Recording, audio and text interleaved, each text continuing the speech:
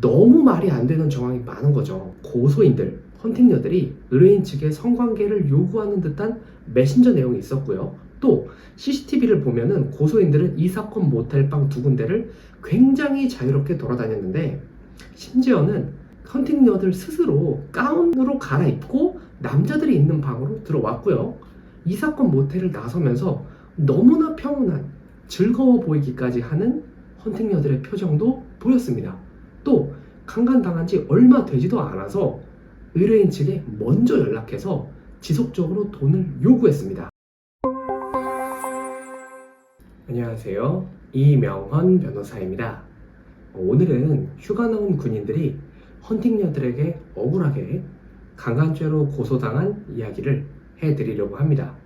다만 이제까지와 마찬가지로 당사자 보호를 위해서 일부 사실관계를 제외하거나 혹은 각색해서 설명드리도록 하겠습니다.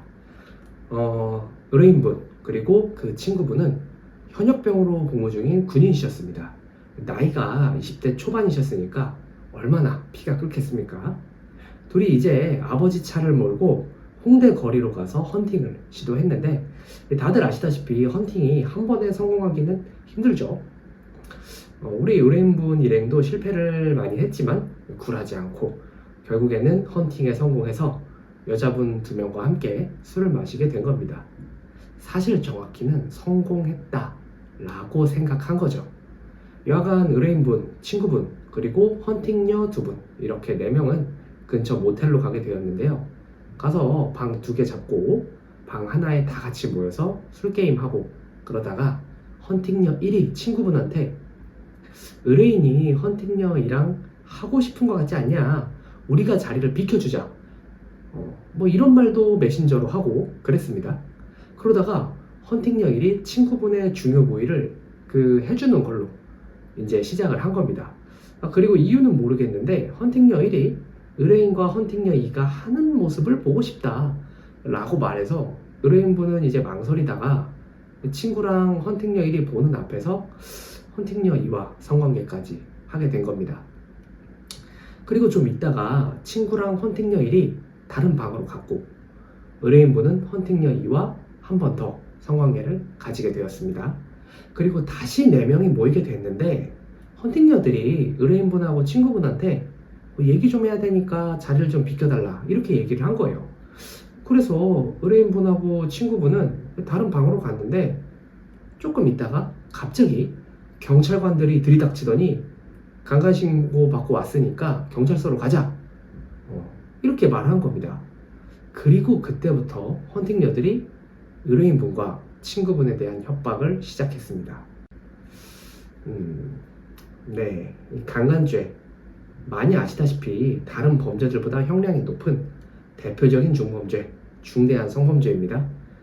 강간죄의 법정형은 3년 이상의 유기징역으로 되어 있죠. 또 요즘은 많이들 아시지만 신상정보 공개, 고지 문제도 있고요. 그 다음에 생각보다 자세히 정보가 공개된다는 건 이전 영상을 보셨던 분들은 아마 아실 겁니다. 또 전자장치, 흔히 말하는 전자발찌 부착도 문제될 수 있는 거죠. 어쨌든 일단 유죄 판결을 받게 되면 인생이 나락으로 갈 확률이 높습니다. 또 강간죄 정도 저질렀으면 그 정도 대가는 당연히 치러야 하는 게 맞지 않나 그렇게 생각도 됩니다. 다만 실제로 그런 행위를 했을 때의 얘기죠. 사건 개요 들으셨으니까 아시겠지만 저희 의뢰인은 정말 많이 억울해하셨습니다. 자, 근데 이제 문제가 뭔가요? 성범죄 사안은 피해자의 진술만으로 유죄가 선고될 수 있다 라는 거는 이미 여러 번 말씀드렸죠. 또 고소인들, 헌팅녀들의 나이가 어린 것도 불리한 정황이었습니다. 그리고 의뢰인분하고 그 친구분이 체격이 좋다는 것도 좋지 않게 적용할 수 있었던 거고요. 다만 이제 의뢰인으로서는 불행 중 다행인 점인데 이 헌팅녀들이 어설펐어요. 심지어는 제가 직접 그 모텔 사장님하고 통화를 했었는데 모텔 사장님도 이 사건을 기억하고 계셨고 이상하게 생각하고 계실 정도였어요. 이 구체적으로 말씀드리자면 강간죄가 성립하려면 폭행이 필요하고요. 이때의 폭행이란 피해자의 한 거를 불능하게 하거나 현저히 곤란하게 할 정도의 유형력 행사라고 법원은 보고 있습니다. 그런데 그런 폭행과 강제적인 성관계를 가졌다고 하기에는 너무 말이 안 되는 정황이 많은 거죠.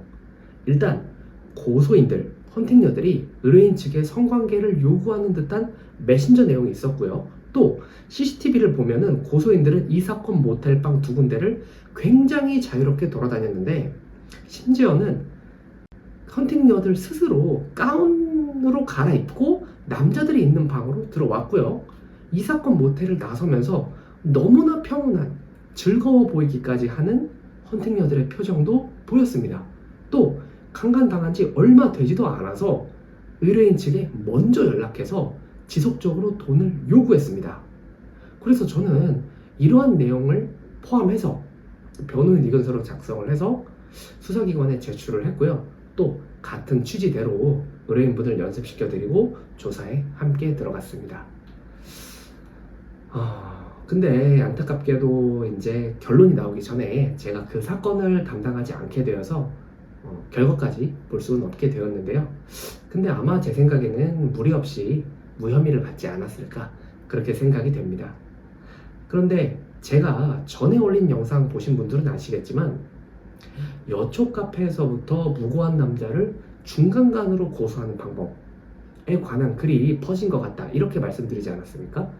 만약 이 사건 헌팅녀들이 그 내용을 충실히 공부하고 철저하게 계획을 세워서 설계를 했다면 아마 다투기 쉽지 않은 사건이 되었을 수도 있다, 그런 생각도 듭니다. 실제 이 사건에서는 헌팅녀들의 방식이 좀 어설펐던 게 그나마 다행이었던 그런 사안이었습니다. 네. 혹시 이 사건과 유사한 상황에 처해 계신 분이 계시다면 오늘 제가 말씀드린 내용을 통해서 도움을 받으실 수 있기를 바랍니다. 감사합니다.